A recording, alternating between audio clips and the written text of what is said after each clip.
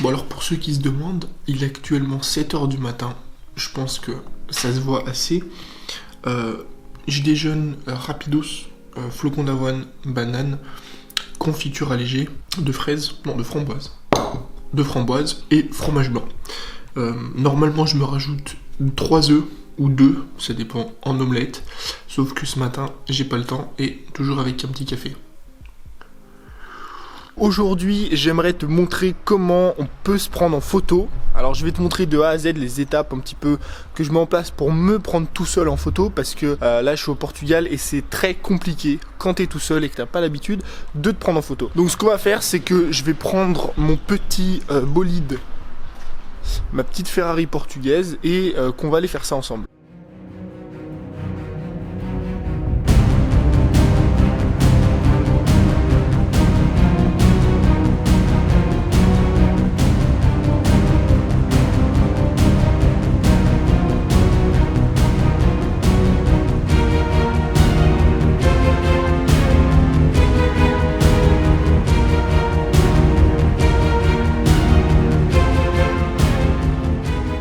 Alors aujourd'hui j'aimerais te montrer comment du coup tu peux te prendre en photo tout seul. Alors tu verras que c'est des étapes simples à mettre en place.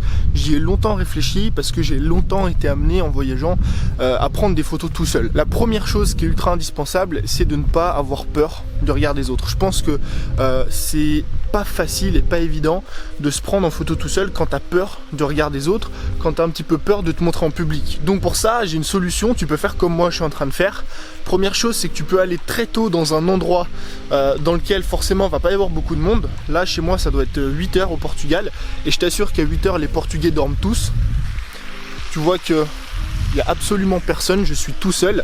Et la deuxième chose, c'est que tu peux, et tu dois d'ailleurs si tu as peur du regard des autres, aller dans des endroits dans lesquels il y a moins de monde. Si forcément tu vas en plein centre-ville, ça va être extrêmement compliqué de te prendre en photo s'il y a 10 000 passants à chaque fois. Donc ça c'est un petit peu le premier conseil indispensable, c'est pour tous ceux qui ont peur du regard des autres. Va dans des endroits dans lesquels il n'y a personne et surtout va à des heures dans lesquelles il n'y a personne pour pouvoir prendre ta photo. Ensuite la deuxième chose, si tu veux te prendre en photo tout seul, c'est de te munir d'un trépied.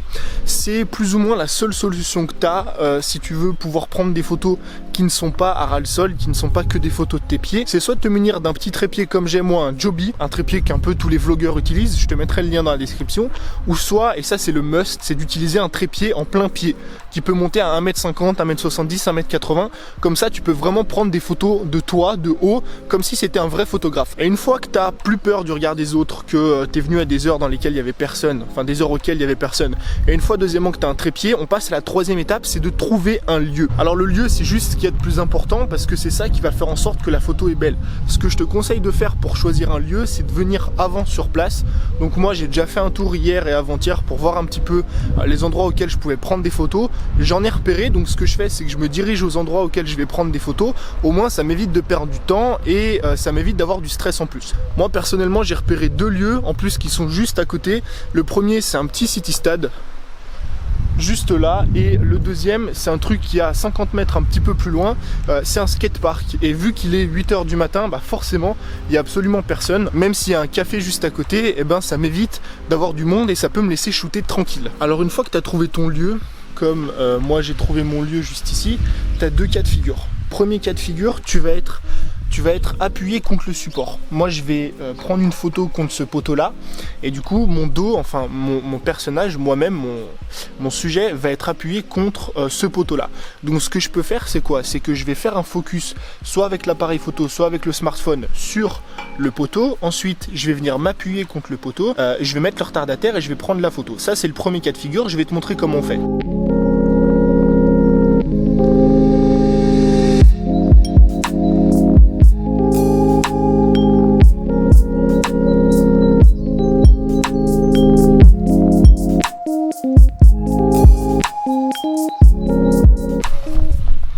Ça tu vois c'est le premier cas, alors j'ai pas shooté, j'ai juste fait la vidéo, je te mets juste ici les screenshots, enfin je te mets juste ici les photos que j'ai fait juste après. En fait une fois que tu as trouvé cette position, au lieu de faire comme moi et de faire une vidéo, tu mets le retardataire de ta photo, tu cliques dessus, tu vas t'asseoir et tu répètes ça jusqu'à avoir la photo parfaite. Ensuite, un deuxième cas, c'est le cas dans lequel ton personnage n'est appuyé contre rien. Ce que je vais faire, c'est que je vais mettre quelque part par ici, tu vois, sur le point ici. Et comment je fais un focus vu qu'il n'y a rien derrière moi, tu vois, et comme ça me fera une jolie photo avec un joli flou d'arrière-plan. Et ben, je vais prendre mon ami le sac. Et en fait, ce que je vais faire, c'est que je vais poser mon sac à l'endroit là où j'ai envie de prendre la photo. Je vais faire un focus non pas sur le mur, mais sur le sac. Et comme ça me permettra de faire exactement la même photo.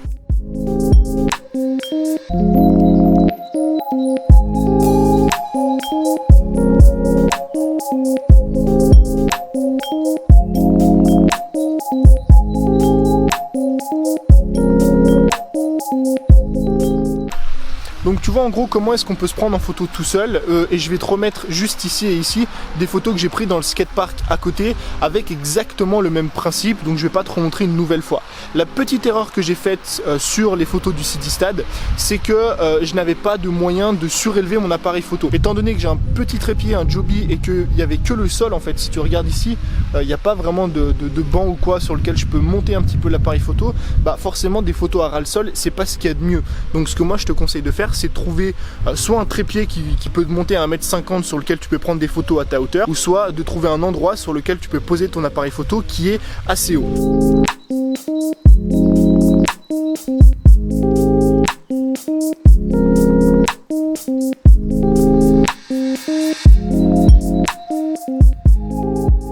Ah oui, et petite dernière technique avant que je te laisse, ce que tu peux faire, donc là je viens de te montrer comment prendre des photos avec le retardateur. Ce que tu peux faire c'est quoi? C'est prendre une vidéo et prendre un screenshot de la vidéo. Donc comme moi j'ai fait, je te montre à l'instant, tu vois, j'ai pris une vidéo, j'ai fait plusieurs pauses sur la vidéo et si tu fais ça avec ton smartphone ou avec ton appareil photo, tu peux tout simplement prendre un screenshot de chaque pause.